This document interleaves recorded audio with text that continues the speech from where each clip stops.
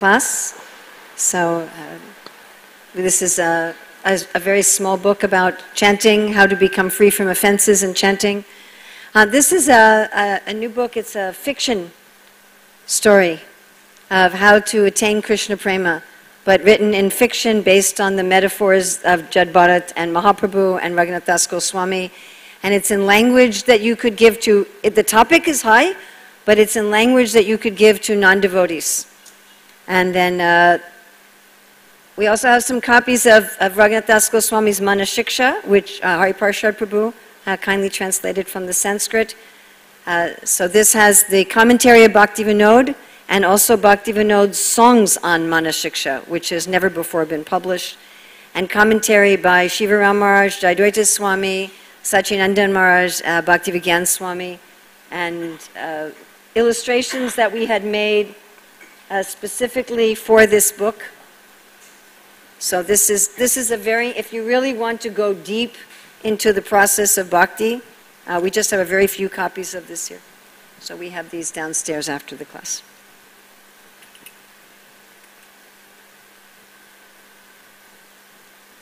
And thank you for having me again here in Chowpatty after so many years.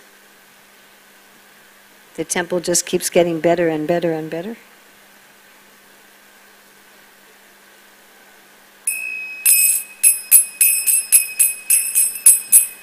Jaya Radha Madhava Kunja Bihari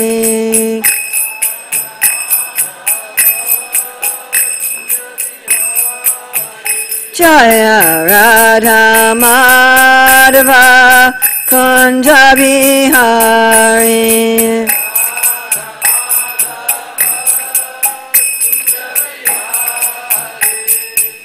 Gopi Jana Vallabha Girivardhari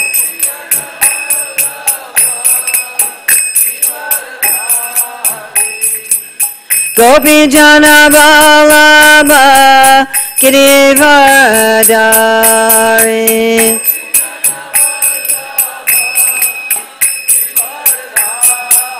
Yasodanandana Brajajana Ranjana Yasodanandana Brajajana Ranjana Yamuna Tiravanachari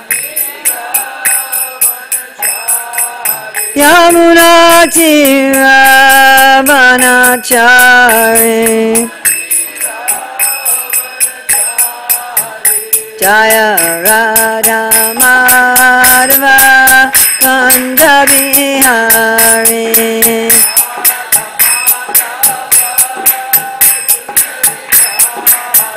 Jaya Radha Madhava Kunja Bihari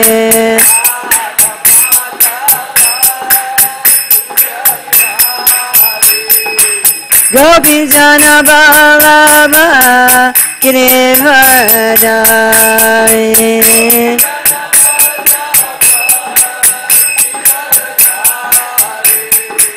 Gopi Jana Vallabha Girivardhari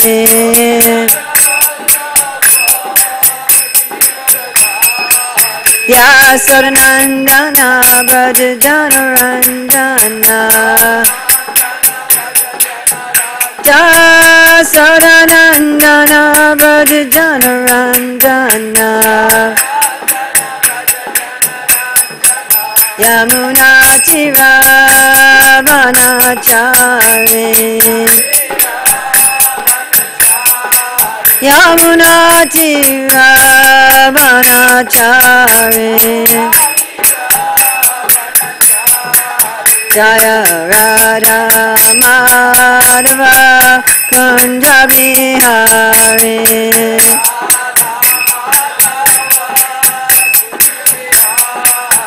Jaya Radha Madhava Kunja Bihari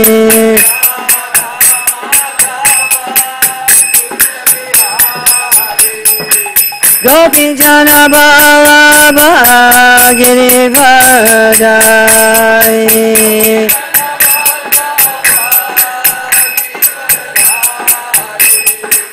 Gopi Jana Ballabha Girivardhari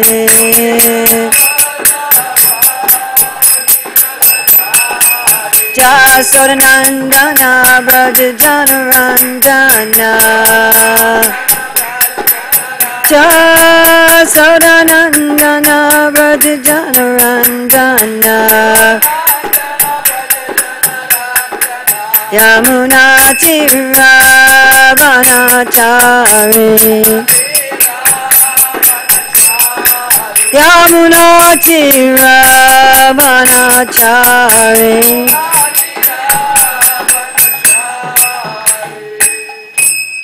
Jayam Vishnupad Paramahamsa Parivrajikacharya Asatara Satasri Srimad Savangai Sesi Bhaktivedanta Swami Maharaj Prabhupada Ki Jai ISKCON Founder Acharya Srila Prabhupada Ki Jai Anantakoti Vaishnava Vrinda Ki Jai Namacharya Srila Haridas Thakur Ki Jai Prem Shri Gaur Shri Krishna Chaitanya Prabhu Nityananda Shri Dvaita Gadadhar Shivasadi Gaur Bhaktivinoda Ki Jai Shri Shri Radha Krishna Gaur Gopinath Shai Mukunda Radha Kunda Giri Govardhana Ki Jai Vrindavan Dhama Ki Jai Mathura Dhama Ki Jai Navadvip Mayapur Dhama Ki Jai Jagannath Puri Dhama Ki Jai Gangamai Jamuna Devi Ki Jai Bhakti Devi Ki Jai Tulsi Maharani Ki Jai Samaveta Bhaktivinoda Ki Jai Gaur Premanande.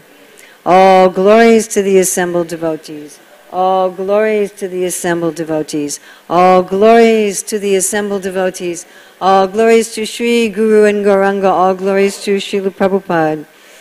Nama Om Vishnu Padaya Krishna Stabile Srimati Bhakti Vedanta Swami Niti Namane Namaste Saraswati Deve Gauravani Pacharane Nirvisesa Sunyavadi Paskachade Satarane Vandeham Shri Guru Shri Yuta Padakamalam Shri Gurun Vaishnavamscha Shri Rupam Sagrajatam Sahagana Raganatam Vitam Samsajivam Sadvaitam Sadvadutam Parijana Sahita Krishna Chaitanya Devam Shri Radha Krishna Padam Sahagana Lalita Shri Vishakam Vitamscha Panchakalpatrubhischa Kipasandviyebhacha Patitanam Pavanevyo Vaishnavebhyo Namo Namaha Om Namo Bhagavate Vasudevaya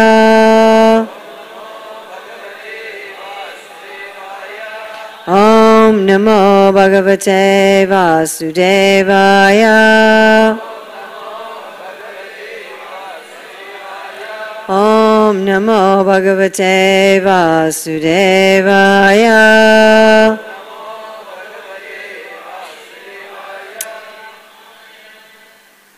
It's October 4th, 2018 in Chowpatty in Mumbai, and we're reading from Srimad Bhagavatam, Canto 11, Chapter 13, the Hamsa Avatar answers questions, text 19.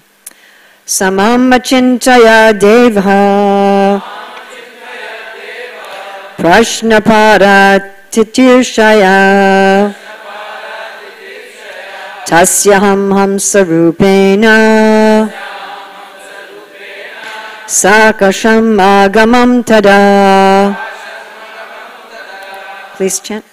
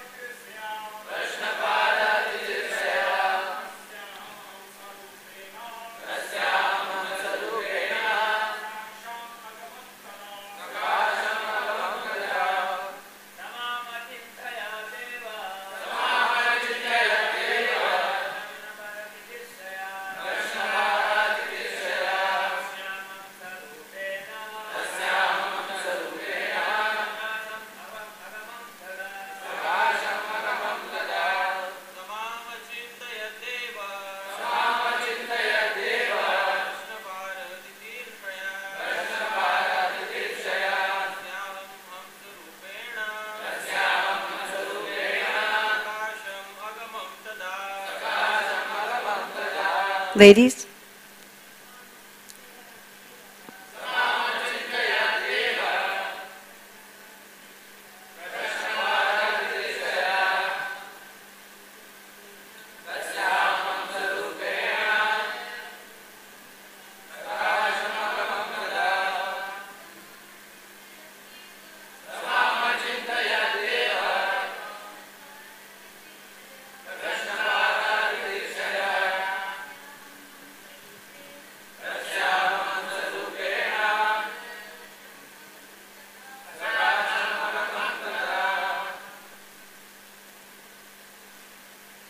What time does the class end again?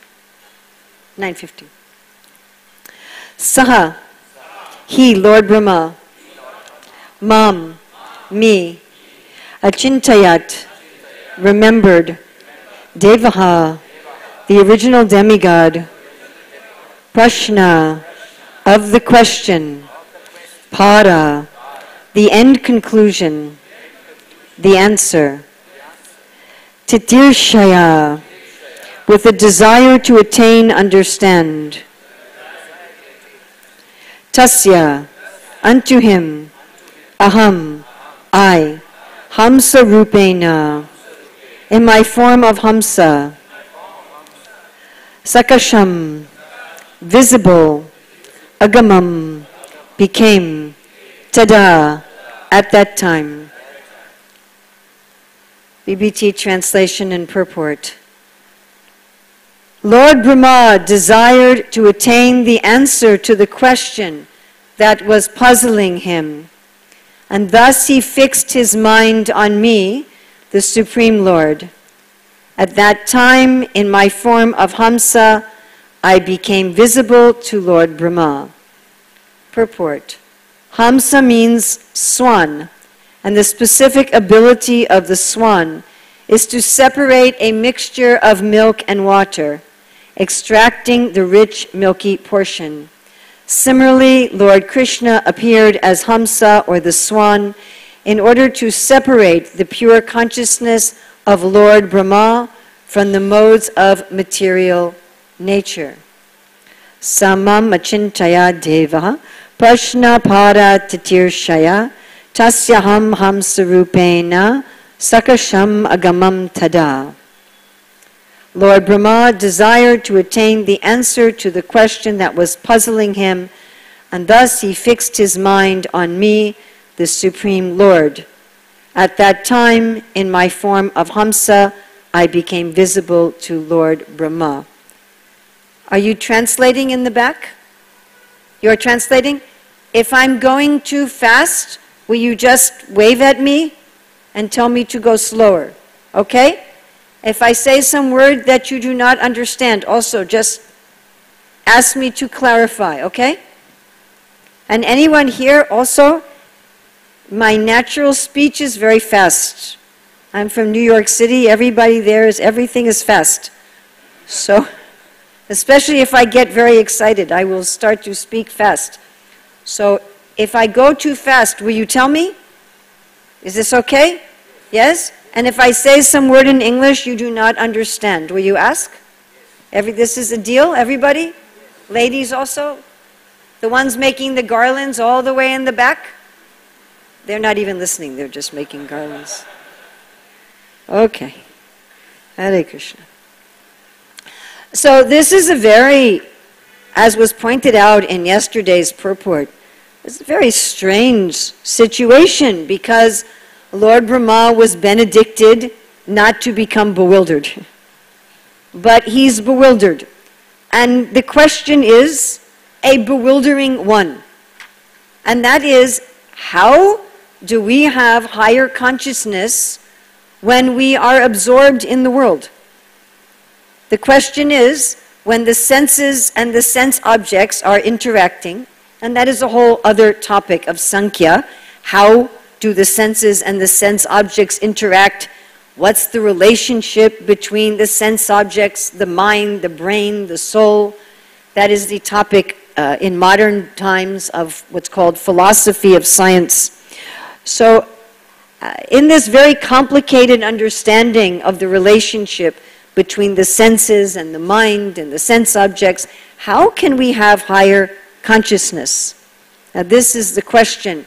And it's interesting that Lord Brahma was bewildered by this question, because he is supposed to be an exemplar of a person who is doing this, who is creating the universe, who is managing the universe, but who is not affected by the universe, who is in higher consciousness. So surely he must know how he is doing what he is doing. Huh? Of course, sometimes, if we become very expert at doing something, we no longer know how we are doing it. Isn't it? This is a problem in education. So, as Prabhu mentioned, so I wrote a literacy program to teach children how to read English. And it was a big controversy, still is somewhat of a controversy, how to teach reading. Should you teach the children to make the sounds, you know, duh, e, dear, or do you just teach them to look at the word and recognize it? Because when we are an expert reader, we are not thinking of the sounds of the letters. In fact, we are not even reading single words. We are reading whole phrases. We are reading 3 to 5 words at a time just by glance. And then because of our experience with the format of what we are reading and the language and so many things, our mind is anticipating the next phrase. While we are reading the current phrase, I'm giving you all a little education in literacy pedagogy here, and only if the next phrase does not meet our expectations do we kind of stop. So it was thought, well, expert readers read like this, therefore we should teach the children from the beginning to read like this. And it was a complete failure. You had to teach the children how to read by sounding out the letters. And the expert reader has to act as if they are a beginning reader. Like we say, the Uttam Bhakta has to act like the Madhyam Bhakta to preach. Not that they become a Madhyam Bhakta, actually. Like not that the teacher who can read Shakespeare actually becomes like the 5-year-old. But they have to demonstrate it. The same with mathematics. I actually found this as a teacher much more difficult with mathematics. In mathematics, you just know the answer, but you don't know how you know the answer. Huh? But for the children, you have to explain. This was Einstein's problem. He would just know the answer. And he had to get someone else to do the proofs. Or there was that South Indian mathematical genius. What was his name? Rabanujan? Yeah. He had the same problem. He could just understand. He said by worshiping the Lord, and that is exactly what we're going to look at today, by worshiping the Lord, he would just know what was the answer. But the other mathematicians, they would say, where's your proofs? Where's your step by step by step? So many times, even if we are doing something, to explain to someone else how we are doing what we are doing, that is another art. You know, like my godsister Yamuna, Prabhupada told her, if you do not teach cooking, you will become envious. You know that? Because if you are expert in something and you don't share, that means you want to be more expert than everybody else. You want to keep them in ignorance. Non-envy is you want everyone to be as good or better than you. But to teach, she had to write down the recipes that she just knew intuitively. And then she had to have other people. She had one expert cook and one beginning cook. They would experiment, try the recipes, and tell her, oh, this I don't understand, this I understand. So Lord Brahma, he has been told, you will not fall down. You will be able to manage the world and stay in a higher consciousness. But when he is asked this question, how do you do that? He doesn't know how to answer. Of course, part of that reason is he is doing it by grace, isn't it? He is doing it by mercy. But this being able to interact in the world and still be fixed on the self is what Krishna is asking of us in the Bhagavad Gita. When he says, Yam yam vapi srambhavam twajachante kalevaram tam tam evaitukanteya saratad bhava bhavita. So naturally we think, like Arjuna was thinking, oh, I should leave my family, I should leave my job, I should leave Mumbai, I should go to a cave in the Himalayas, or I should sit at the bank of Radhakund and just chant, right? And Arjuna was also thinking this. He's saying, I don't understand. You're telling me Buddha yoga, you're telling me karma yoga. He says, Ekavada, just give me one instruction. You're giving me various instructions. Just tell me one thing. He says this at the beginning of chapter 3, again throughout the Gita. He's saying, I can't understand this. And right after Krishna says, Yam yam vapi srambhavam, what is the next verse? 8-7, you know? Anybody know? You're all preaching in the city, you should know this. Right after, he says, whatever you think of me at the time of death, that's what you will get. So the next verse, he says, then leave everything and think of me. Is that correct? Not correct. What does he say? Mam anusmaram yujya cha. Imagine that. While you are fighting, think of me. Sometimes we get, I don't think, are any of us here in the military? Any military people here? Oh. Were you actually in combat? You were in, now you are retired. But you were in combat previously. So, do you think you could have been meditating on Krishna while you were fighting? Oh, that was very nice. Very nice. Here we have an exemplar, Bhagavad Gita. But must be very difficult to fight. Must require a lot of focus, yes?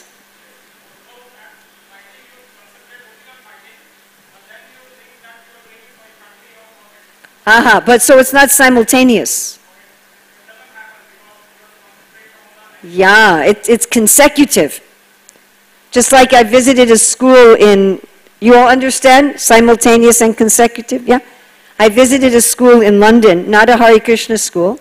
What a nice school, oh my goodness. We should have Hare Krishna schools as nice as this school.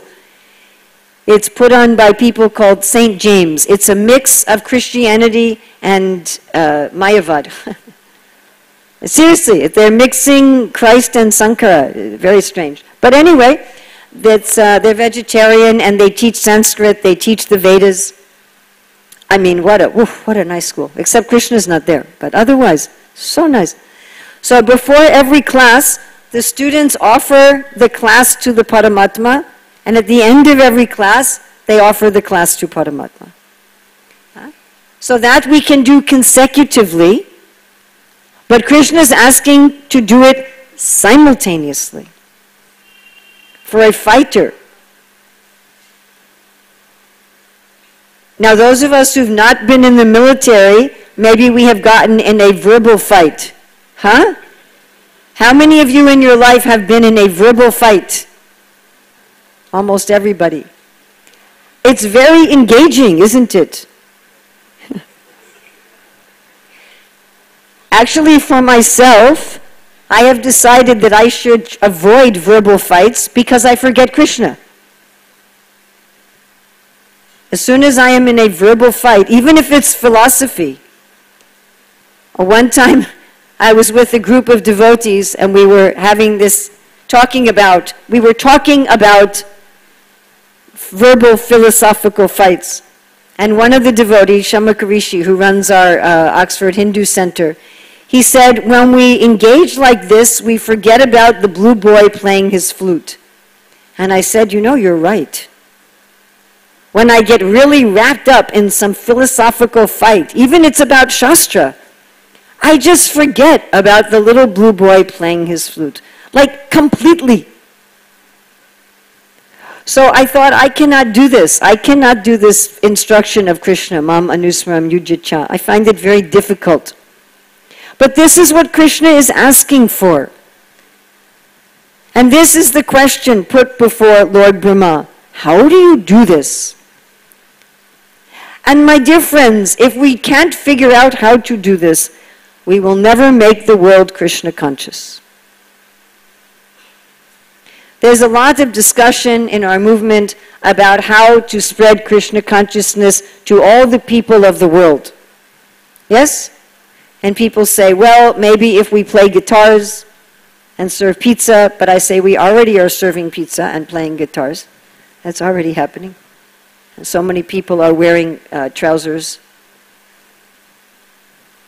I say that is not the problem. The problem is we don't teach people mam anusmram yujicha. We don't teach people how do you be in transcendental consciousness while you are interacting with the senses and the sense objects. How do you do this?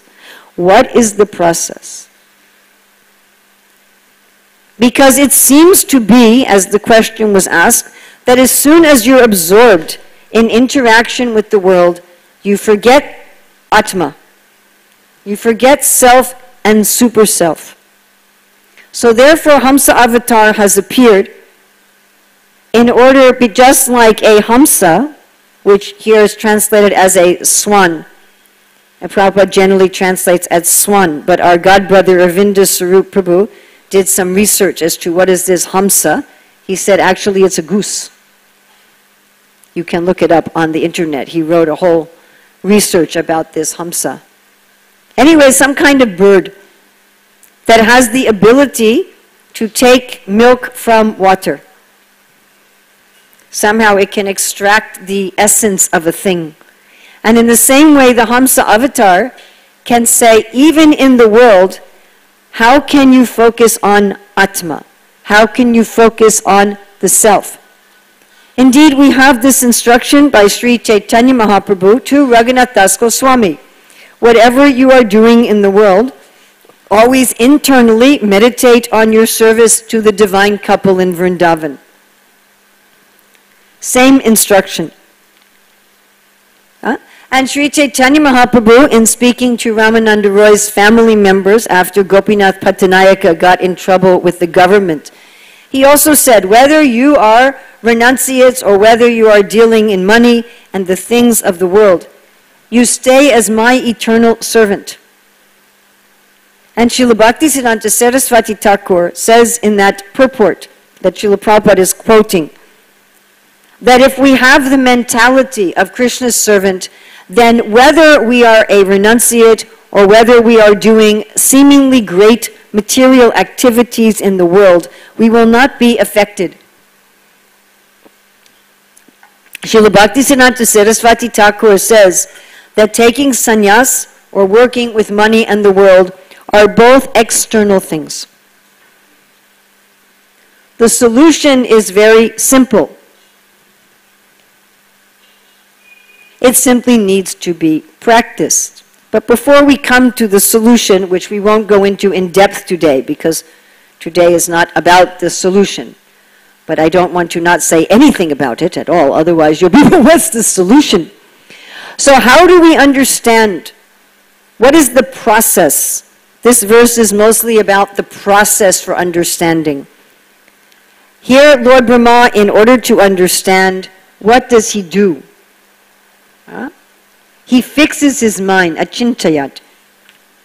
The chinta, the consciousness. He takes his consciousness and he fixes it upon the Lord. Because this is not something that one can understand by guesswork. I mean, this is also, as I was mentioning earlier, the main question in what is called in the world the philosophy of science. As part of my doctoral studies, I was required to take a course in philosophy of science. Because before you're allowed to do research, you have to study the philosophy behind research.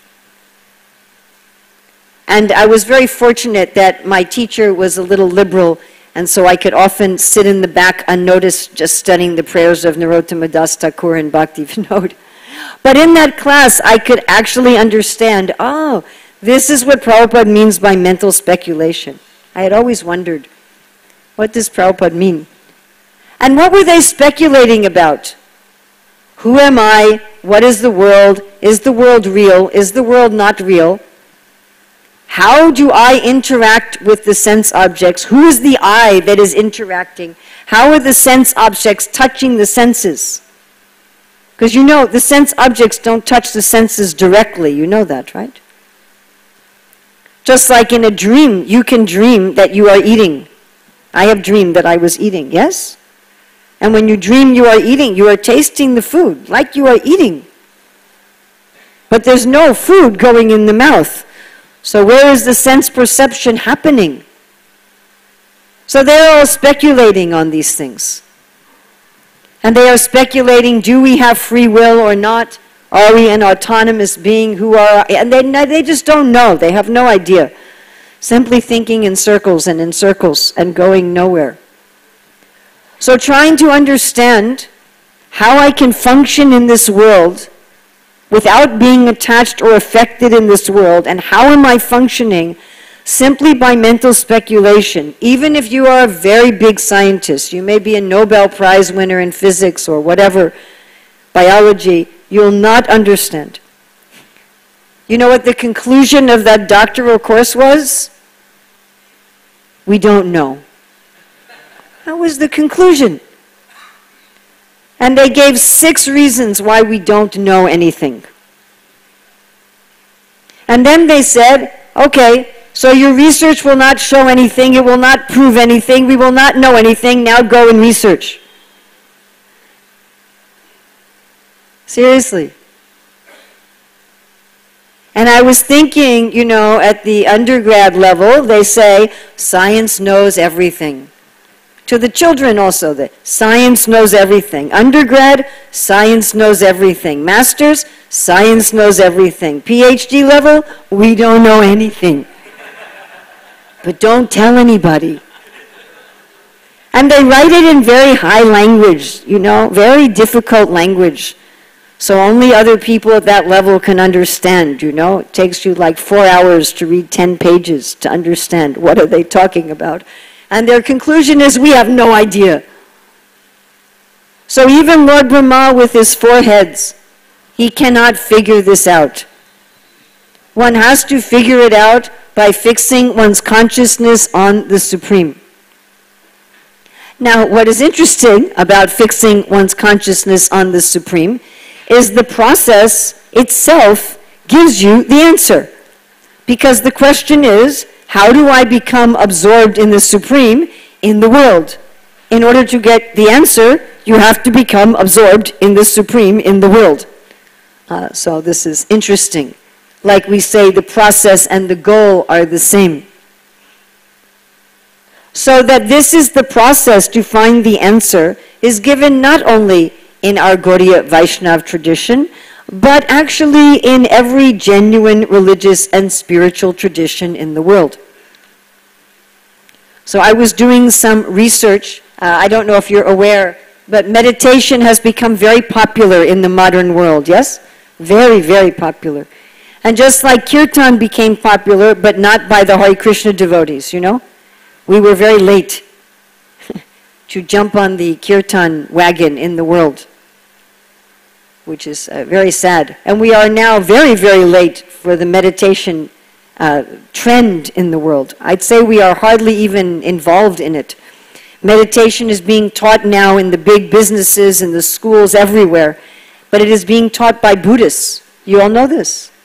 Yes? Becoming very popular. It's becoming so popular now that people think about meditation like they think about exercise, that everybody should do it. And they're teaching even children. So I was considering writing something on Krishna conscious meditation, and so I was doing some research, and in this research I was reading some of the top best-selling books by the Buddhists on meditation. And I was very surprised to find, first of all, that 3/4 of what they say is in the Bhagavad Gita.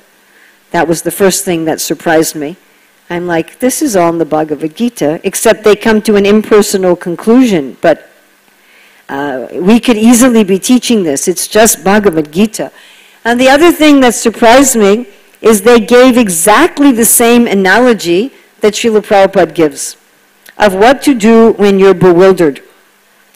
So Srila Prabhupada says when you're bewildered, it's like a pond that has become very muddy. And you're not going to find the answer by stirring the pond. You find the answer by leaving the pond and you let the mud settle, and then the water is clear.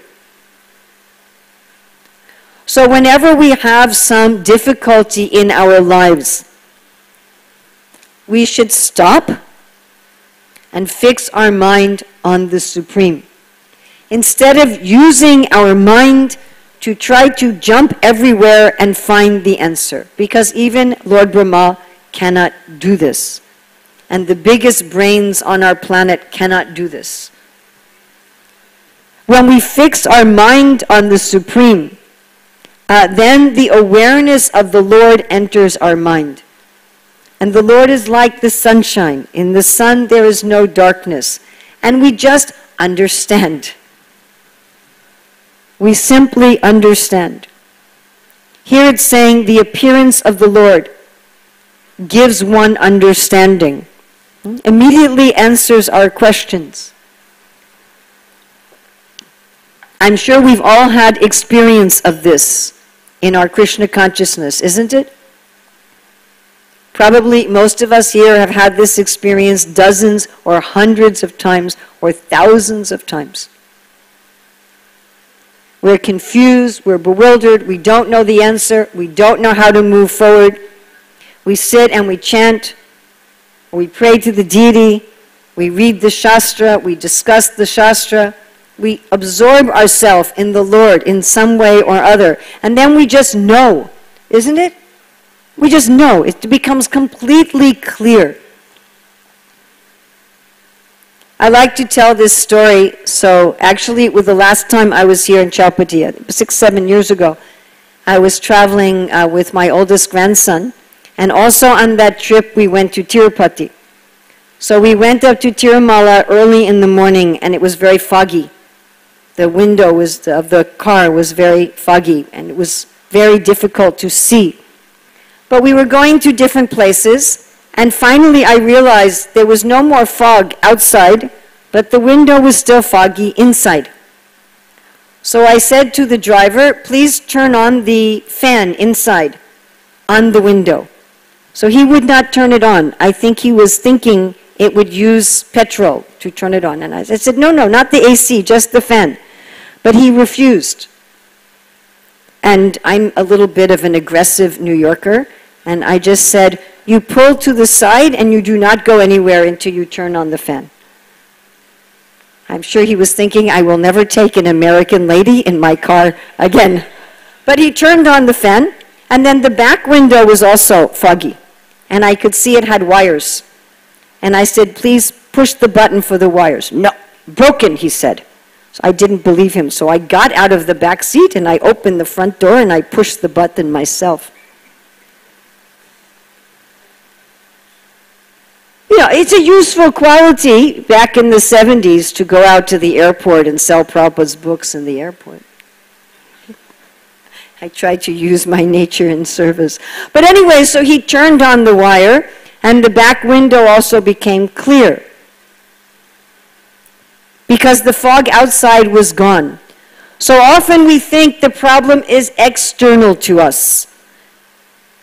We think the problem is, oh, I don't have enough money, this person is not treating me properly, you know, I have this disease. We're thinking the problem is something outside of ourselves. But the fog is inside the car. The fog is inside the car. Lord Brahma's prayers in the 14th chapter of the 10th canto, Prabhupada writing in Krishna book, he says, Maya exists only within the mind.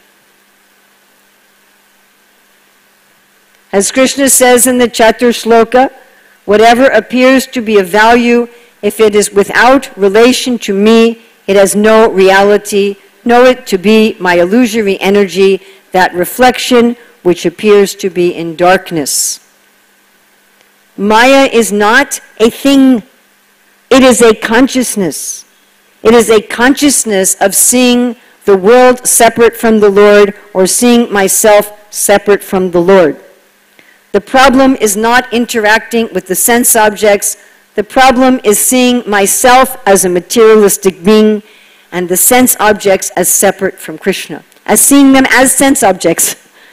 That is the problem. Oh, that is an object. I am a material being, and that is an object for the satisfaction of my senses. Yes, it is a fact. When we are absorbed like that, we cannot see the Lord. But when we see the Lord, when we are aware of the Lord, when we fix our mind on the Lord, then we can understand, I am a spiritual being. Jivera Swarupaya Krishnera Nichidhasha. Mamai Vamso Jiva Loke Jiva Bhuta Sanatana. I am a spiritual being. And Krishna is everywhere. Maya Tatamidam Sarvam Jagadavyaktimurtina Matstani Sarvabhutani Nachaham Te Suvastitaha. But we understand this, my dear friends, not through philosophy. That is a different yoga. That is Gyan Yoga. The way that we see that I am a spiritual being and that everything, Sarva Kalamidam Brahma, that everything is spiritual, his Premanjana Charita Bhakti Vilochanena Santa Sadaiva Hridayeshu Vilokayanti Yam Shama Santramacincha Gunasarupam. Through attachment, Maya Shaktamana Partha, we're not fixing our mind on the Lord like the Astanga yogis. They are doing this mechanically. It can be done mechanically. The body, human body is designed that if you breathe a certain way, you sit a certain way, mechanically you can realize the self. But most people, this is a very difficult job. I was giving a class in America, in Michigan, and in the audience there was one martial arts teacher, and when we were talking about Astanga Yoga, he said, this is like what I teach in martial arts. If you stand, you have a certain posture and a certain breathing, a certain way of using the mind. You transcend the body. He said, but none of my students have the patience or the interest in learning the actual traditional martial arts process. He said, so I have to give them a baby version, or they'll not come to more than one class. But you give them a baby version, they will stay babies, isn't it? Yeah. So mechanical system, maybe 20, 30 people on the planet today can do this. And anyway, Krishna doesn't so much recommend it. Right? Yogi nam api sarvesham madgaten antaratmana shradavam bhajate yomam sama yukta samopataha. And Arjuna is not even, Chantalahimana Krishna, I don't think I can do this mechanically. So we're not fixing our mind mechanically. We're trying to fix our mind through attachment. We're trying to get attached to the deities. Not just, oh, this is some ritual, we come every day, Govinda, Madi Purusham, I wonder what I'm going to do at 10 o'clock. What will they serve for lunch? Not like that.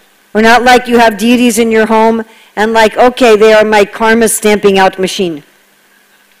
I take my food, I put it in front of them, please take away the karma, thank you very much. No, one should be attached. One should see Gopinath, Radha Gopinath, as a person. Gornita, as they're a person. Prabhupada said the deity is anxious to speak to you, but you're not listening. You don't want to talk to him. Talk to him. I always tell this story. I had some difficulty in the Vrindavan temple, something I thought was not right, and I tried to fix it for many years. All different levels of management, never got fixed. So I don't know if you know my godbrother Burjan Prabhu. Anyway, he was there, and I complained to him. And he said, but this is not your concern. I said, but it bothers me. He said, but you have gone to all the authorities, nothing more you can do. I said, still bothers me. He said, then talk to Balaram. I'm like, why Balaram? He said, well, everybody's at Radhashyam's altar, but it's Krishna Balaram temple. So, okay. I said, but why Balaram? He said, well, he's the older brother. So I went to Balaram. I said, Balaram, there's this problem in the temple. And I talked to all the management, and still it's not going away. You're here. Sarvadharman parityajya, I'm surrendering to you. And yada yada hi dharmasya glanir bhavati bharata bhutanam adharmasya. You're going to take care of this. And within a few months it was taken care of without anything further on my part. So talk to the deity. Meditate on the deity as a person. They're people. The holy name is a person. The prasadam we eat, it's a gift from a person. All the service we're doing, they're making the garlands. It's for a person. Get some attachment. When we read, Prabhupada said, if when we're chanting, we cannot remember Krishna's leelas, then our chanting is inattentive and is neglectful. Prabhupada defined neglectful, inattentive chanting as when we are chanting, we do not naturally remember Krishna's pastimes. I can read you the verse, the quote if you like. Actually, I don't have my phone with me, but I could get it for you. So this is the process of bhakti, Maya Shakta Manapartha. That is how we fix our mind on Krishna, with attachment. And that can be done by anyone, even some strong-minded New York lady. Anybody.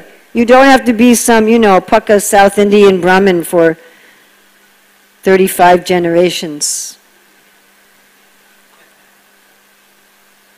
Right? Prabhupada says even a dog, even a child. I like to tell this story also. We had the Gurukul children were playing hide and seek in our house, and my granddaughter, who was 3, she went up to the deities and she said, Gornitai, Gornitai, where is Mukunda hiding? Even a child can fix their mind on Krishna with attachment. Anyone. Prabhupada gave a talk on this verse, Maya Shakta Manapartha, in Sanand, India. And he said, we all know what is attachment, yes? Everybody knows. We are attached to our parents, to our spouse, to our children, to our computer, to our phone, to something, we are attached.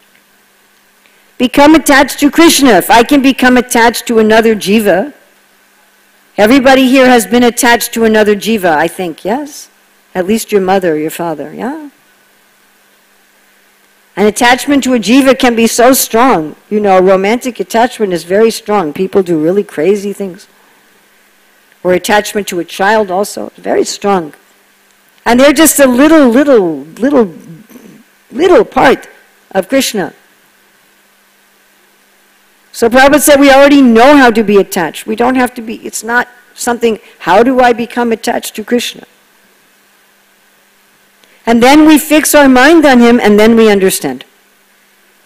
It's just really that simple. As Prabhupada said, simple for the simple. Of course, how to fix our mind on Krishna, we have to go to Shastra. You can't just make up your own process. Has to be Sadhu Shastra Guru, always. But it was interesting, I was just reading a conversation where Prabhupada said, if someone asks you, how do you know what you're doing is right? What will you say? Oh, I have heard from my Guru. Prabhupada says, no, that is blind faith in Guru. How do you know? If someone says, well, have you seen Krishna? Oh, we have read in the Shastra. Prabhupada said, that is blind faith. What is your experience? So it has to be based on Guru Sadhu Shastra, not that you make up some experience. So many people making up, oh, I have had this experience. But we need to have pratyaksha avagamam dharmam. We need to have an experience of Krishna. That should be our goal. That is the purpose of our chanting, the purpose of our japa, our gayatri, our puja, our study of Bhagavatam. Bhagavatam is Krishna himself, is to realize that. And then automatically, as an extra perk, one understands. One should not even be worshipping Krishna to understand. One should be worshipping Krishna ultimately just to love Krishna. And naturally, Jnana and Vairag occur as a side effect. So this is the beauty of bhakti. What the great scientists cannot understand, Right? Pantastu koti satavatsara sampragamyo vayoratapi manasom munipungavanam sopastiyat papadasimniyava chintatve. They cannot reach, Rupa Goswami says, although Brahma in deep samadhi, he still cannot see your toe tips. He said, but I've heard of your mercy, so I am desiring this anyway. What the great scientists cannot understand with 4 heads, with 4 PhDs, with, 500 IQ, we can understand just by attentive chanting of Hare Krishna, Krishna Krishna, Hare Hare, Hare Rama, Rama Rama, Hare Hare. Questions, comments, additions, subtractions, corrections? Yes, Prabhu. Is there a mic? A wandering mic?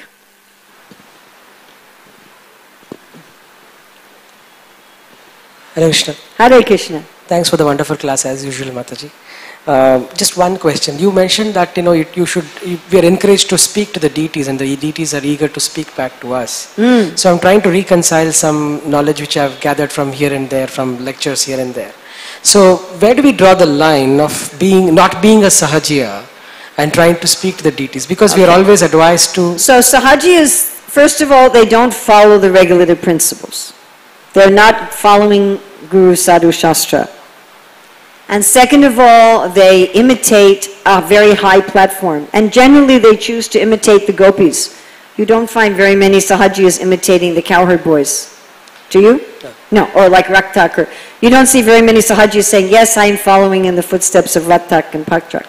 So if you are not pretending to be a gopi, and if you are following the regulative principles, then you are okay. What I meant by, maybe the terminology was wrong, what I meant by sahajiya is trying to take an easy path to the worship. Basically, we are asked to... Easy? Do you think having a sincere conversation with Krishna is easy? No, I'm saying... Okay, good. Pretending, or at least, fake. Why are you pretending? Why don't you have a genuine... Why are you having a fake conversation with That's Krishna? what I'm trying to ask. Why can't you be genuine? That's what I'm trying to ask. Aren't there things... Like you're having a genuine conversation with me, yeah? Yes. You're not faking, right? No. You're not pretending, right? No. Well, you can talk to him also. My question is, if some people say that, oh, Krishna liked the dress which I gave, or Krishna liked the food which I made. So that's another thing, but that you're saying what Krishna is answering you. Yeah. That's another thing. That's different. I'm talking about you talk to him. Okay. You can talk to him. He will answer you, of course. He has ways of answering you. Ways of answering. Can you elaborate on that, the ways of answering? Yeah, of course. So I think everyone has experienced that Krishna has answered them, yes? Who has experienced that they've gotten an answer from Krishna?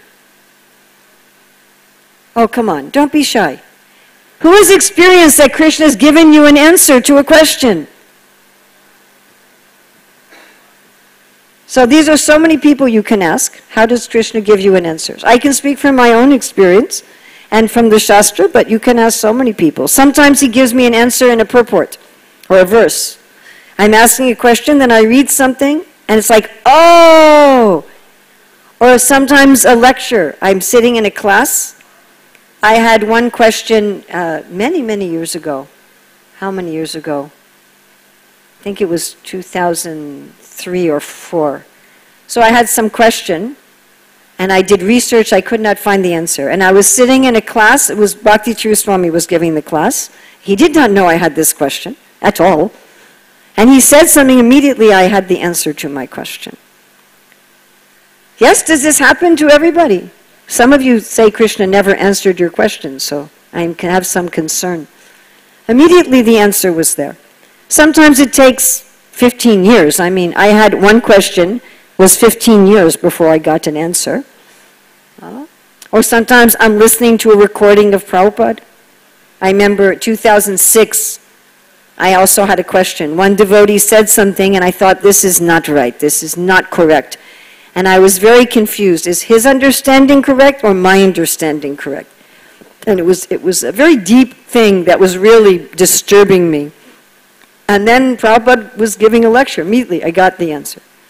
Sometimes you get the answer just in the heart manifests. That's also happens. Sometimes you just know the answer and you know it's Krishna.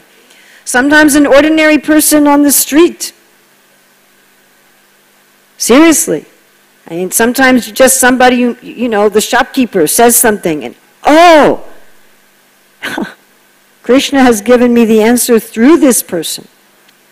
That also happens. So Krishna has so many ways. He's unlimited. I don't think you're going to hear a voice from the sky. Maybe. That would be very interesting. Of course, if I heard a voice from the sky, it would be saying, "You fool!"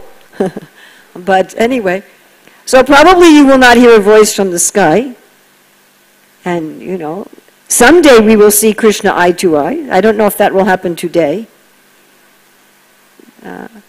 But he has so many ways. And he makes it very clear. When Krishna is giving you an answer, he makes it very clear. You know, without any doubt, that Krishna is answering you. Yes. But you can talk sincerely to Krishna, of course. And if you're worried that what you say to Krishna will be improper, you can speak to him the authorized prayers. You can read to him the prayer. But do talk to him. I mean, when we are chanting Hare Krishna to the deity, we are talking to the deity. We're not just having fun making music. You understand?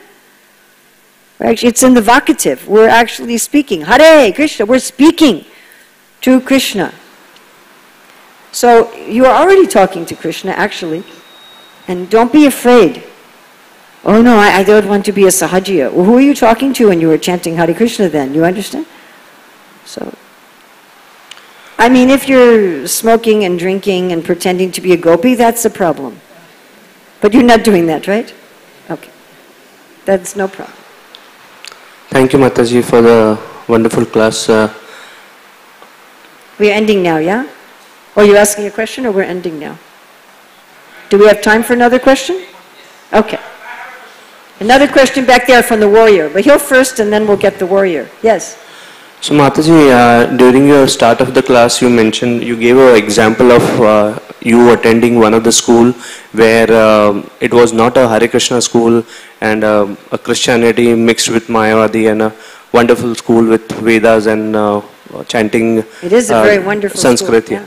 So if we have some authority in any of the schools or in some community where we can give the right direction to our children, so what are the few things which you can suggest that we can inculcate with our children, with the community children, or with the school children? This is too much at 9:19. If you want, you can come to Pune today.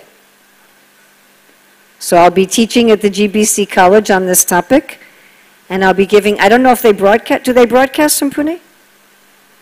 No? They record, and I'll record.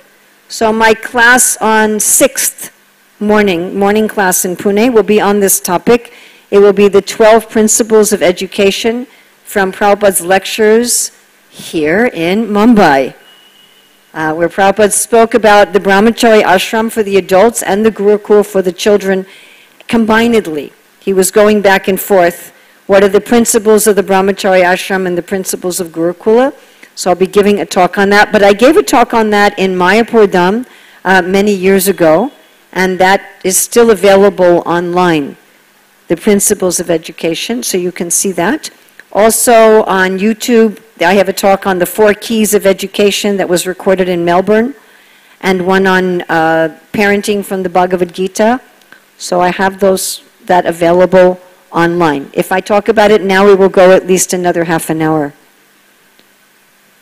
Sorry. I'll connect you with you. Okay. Later. And although I mentioned it in the class, it's a little off topic. So, yes.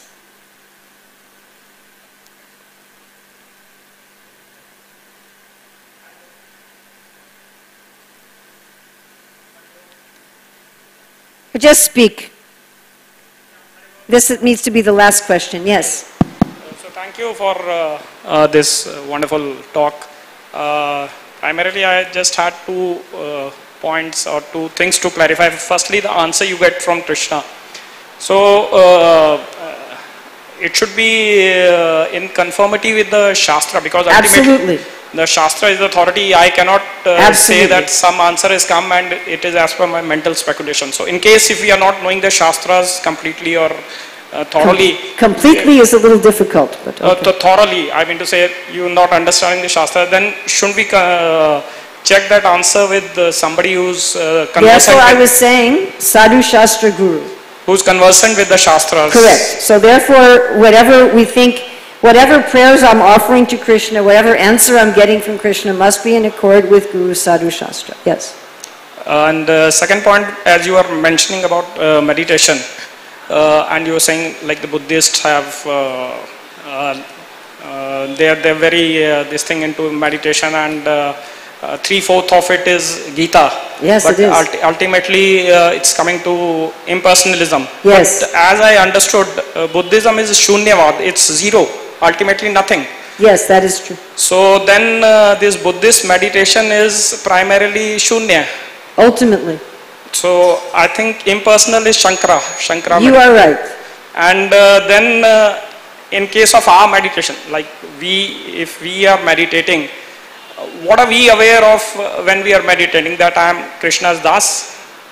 Krishna what? Krishna's Das. Yes, sounds like a very good idea. So that awareness is all through. All through? Like you said, you need to meditate. If I am doing japa, I need to meditate. Correct. Say this, we say that japa meditation. Correct. So what's the meditation part there? Because what I heard, Prabhupada said, just listen. That was secondary instruction. Prabhupada would say, when you are chanting, you feel the presence of Krishna. And when you feel the presence of Krishna, you naturally remember his instructions in the Bhagavad Gita or his pastimes. And if you cannot do that, just listen. Okay, that was always the second tier, never the first. So the first part is being aware of you being an eternally servant of Krishna. Yes, and Prabhupada would say, if you just hear, eventually you will be able to remember Krishna's form pastimes. But that is second best. Okay, thanks. That is not the... If when you... And Prabhupada was saying, why are you reading Krishna book? He said, if you're reading Krishna book, naturally when you chant, you should remember Krishna's pastimes. He said, otherwise your Krishna consciousness is defective. It is negligent. It is inattentive. So maybe, you know, the first month in Krishna consciousness, you don't know anything about Krishna. And therefore, when you chant Hare Krishna, you don't remember Krishna because you don't even know who is Krishna. How are you going to remember Krishna? So you just hear.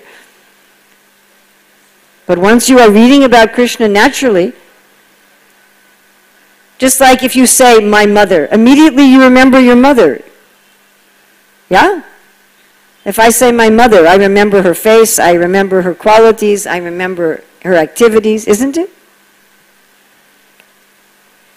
I don't have to do it artificially. I don't have to say, now I'm going to remember my mother. When I just do. Yeah? Correct?